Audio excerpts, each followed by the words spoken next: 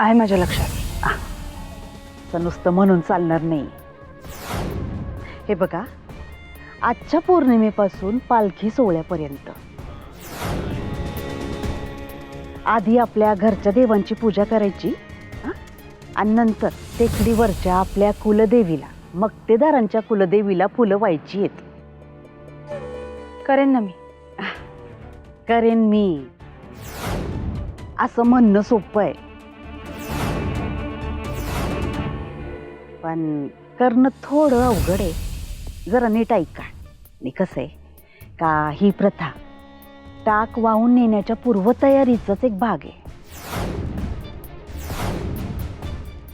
हा सगळा विधी की नाही अनवाणी करायला लागतो. बरं का? लक्षात राहील ना?